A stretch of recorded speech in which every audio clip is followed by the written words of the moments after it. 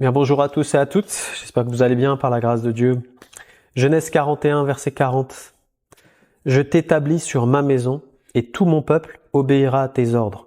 Le trône seul m'élèvera au-dessus de toi. Amen.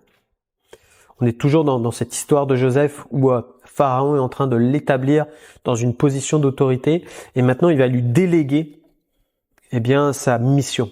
Il lui dit, je t'établis sur ma maison.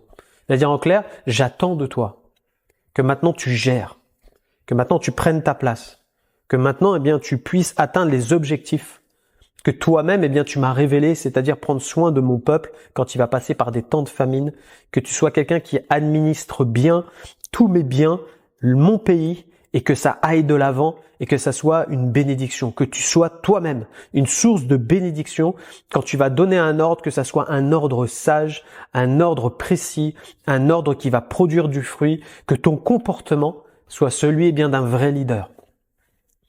Et ce que Pharaon est en train de faire avec Joseph, il le fait avec nous, mais Dieu l'a déjà fait avec Jésus-Christ lui-même. Hébreux chapitre 3 verset 1. Je vais lire en parole vivante.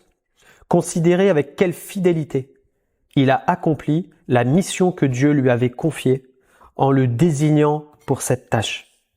Il a été comme Moïse, un fidèle intendant dans toute la maison de Dieu.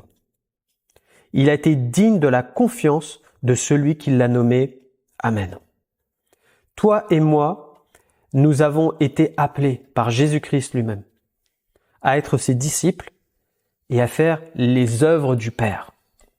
Dieu t'a donné son autorité, il t'a donné son esprit, il t'a donné ses promesses, il t'a donné ses capacités, il t'a donné ses dons, ses talents, il t'a donné un plan, une mission que tu dois découvrir et connaître. Il t'a appelé à quelque chose de particulier, comme il avait dit par un moment à Jérémie, en disant avant même que tu naisses, je te connaissais, je t'avais établi pour que tu sois prophète des nations. Donc un projet particulier pour Jérémie. La même chose est pour toi comme pour moi. Dieu ne fait pas de l'élitisme. Il est dans un plan général et précis où tout le monde a sa place et sa responsabilité. Et Dieu nous demandera à tous des comptes. C'est pour ça qu'il est important dès aujourd'hui, mon frère, ma sœur, que tu appliques ton cœur à chercher la face de Dieu, la volonté de Dieu, à dire Seigneur, je crois que tu m'as choisi pour cela, parce que Jésus l'a dit. Je vous ai choisi pour que vous alliez et que vous portiez du fruit. Donc Dieu t'a choisi. Tu ne peux pas rester inactif, tu ne peux pas rester passif, tu ne peux pas rester juste comme ça à ne rien faire et à dire j'attends le ciel. Non. Même si peut-être tu es âgé, il y a un plan pour toi. Que tu sois tout jeune, il y a un plan pour toi. Quand on lit les Écritures, toutes les générations sont appelées dans le service de Christ. Toutes les générations. Et j'aimerais te dire, Dieu attend de toi quoi? Que tu sois fidèle dans ce que tu es en train de faire pour lui. Et toi qui sers Dieu en ce moment, sois fidèle jusqu'au bout. C'est quoi la fidélité? Des personnes fidèles, c'est des personnes qui se montrent dignes de confiance dans les transactions d'affaires. On parle surtout des transactions d'affaires. C'est-à-dire, en fait, ils accomplissent des devoirs officiels et ils vont jusqu'au bout. C'est-à-dire que ce qu'ils font, ils le font précisément et ils le font parfaitement. Ce qu'on a attendu d'eux, ils l'appliquent. Ils ne se relâchent pas tant que les choses n'ont pas atteint l'objectif. Et j'aimerais vraiment t'encourager, à toi qui sers Dieu aujourd'hui, à rester fidèle à ton Dieu comme Christ l'a été dans toute la maison de Dieu. Jésus disait, Luc 2, 49, « Il faut que je m'occupe des affaires de mon Père ». Il avait cet objectif-là, et en tant que croyants, nous avons un objectif, c'est de nous occuper des affaires de notre Père. On en a, frères et sœurs. Et il y a toujours un principe biblique, c'est que quand tu t'occupes des affaires de ton Père, le Père s'occupe de tes affaires à toi. Donc ne t'inquiète pas pour ce que peut-être tu es en train de délaisser, peut-être ce que tu as besoin dans ta vie de tous les jours. Dieu, si tu le sers, il va s'occuper de toi et il te portera lui-même. Mais les conseils que Dieu nous donne quand on sert Dieu, c'est les mêmes que Paul va donner à Timothée, qui sont applicables pour nous tous, pas seulement pour les pasteurs. 1 Timothée 4,15. Occupe-toi de ces choses, de l'œuvre que tu es en train de faire.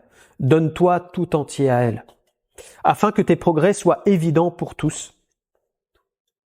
Comment faire? Fixe des objectifs et discipline-toi.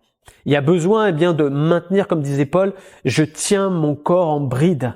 C'est-à-dire, je ne le laisse pas divaguer ou m'entraîner dans des choses qui ne servent à rien, parce que la chair nous entraînera toujours à être dans des choses qui sont superficielles, qui nous font perdre du temps, qui nous font perdre de l'énergie, qui nous découragent, qui nous épuisent. Et à la fin de la journée, quand on fait les comptes, frères et sœurs, ça arrive malheureusement, on se dit, mais qu'est-ce que j'ai fait de ma journée? Et le temps a filé, comme on dit. Mais on ne l'a pas investi. C'est pour ça que la parole de Dieu nous dit, qu'il faut racheter le temps. Qu'on est appelé à savoir nous investir dans le temps que Dieu nous donne sur cette terre. Le temps d'aujourd'hui, quand la journée est passée, tu peux plus la rattraper. C'est fini. C'est trop tard. Et parfois, on a des regrets parce qu'on est passé à côté de ce que l'Esprit nous disait de faire, de ce que Dieu nous fixait comme objectif, rien que pour aujourd'hui. Et le soir, quand on se couche, on est triste. Et on demande pardon à Dieu parce qu'on dit, mais Seigneur, qu'est-ce que j'ai fait? Je m'étais dit que je ferais ça et je l'ai pas fait. Combien de fois on parle comme ça, frères et sœurs? Mais il est possible de changer nos paroles le soir si on s'applique tous les jours. À dire, Seigneur, aujourd'hui, par ta grâce, je vais faire ce que ton esprit me dit de faire et je vais m'y attacher. Donne-toi tout entier à elle. J'aimerais terminer ce temps par 2 Timothée 4:5 qui nous dit, mais toi, sois sobre en toutes choses. Supporte les souffrances. Fais l'œuvre d'un évangéliste. Remplis bien ton ministère. Amen. On voit que Paul dit à Timothée, si tu veux y arriver, si tu veux être efficace, si tu veux être fidèle, si tu veux produire du fruit, il n'y a pas 36 solutions. Sois sobre. Être sobre, c'est pas simplement être quelqu'un qui ne boit pas. C'est quelqu'un qui sait ce qu'il a à faire et qui fixe l'objectif et qui dit, je ne lâcherai pas. Parce que Dieu est avec moi, je n'y vais pas avec seulement mes forces, mais avec la puissance du Saint-Esprit et le résultat sera là.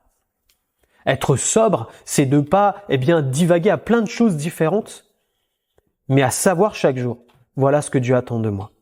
Et j'aimerais vraiment t'encourager aujourd'hui à ce que tu remplisses bien ton ministère, parce que c'est une grâce de Dieu de servir Jésus-Christ, le roi des rois.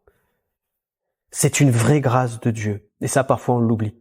C'est pas quelque chose de pénible dans le sens que c'est un maître qui nous frappe dessus. C'est une grâce de Dieu, de servir Dieu à bénir notre prochain, parce qu'on en voit toujours le résultat et Dieu nous renouvelle quand on le sert de cette manière-là et avec ce cœur-là, alors que tu sois encouragé. Merci Seigneur pour ta parole. Père, je prie pour tous ceux qui peut-être sont aujourd'hui passifs. Je te prie Seigneur pour qu'il y ait un réveil dans leur cœur et qu'ils puissent prendre conscience de qui ils sont en toi et ce à quoi toi tu les appelles. Merci de bénir ceux et celles qui te servent, Seigneur. Je prie, Père, pour qu'ils soient encouragés, fortifiés, malgré peut-être les combats. Seigneur, je prie, Père, pour qu'ils soient renouvelés aujourd'hui dans leur foi et leur fidélité. Merci, Seigneur, de leur montrer la direction. Que ceux qui peut-être sont en train de se relâcher soient renouvelés, Seigneur. Que ceux qui peut-être sont en train, Seigneur mon Dieu, de perdre du temps dans certaines choses qui ne sont pas pour eux. Seigneur, je te prie que tu leur donnes la sagesse et le discernement pour couper court avec ces choses-là et se recadrer suivant ta volonté. Merci Seigneur de les bénir, de les fortifier dans le nom de Jésus. Amen. Que Dieu vous bénisse. On se retrouve demain.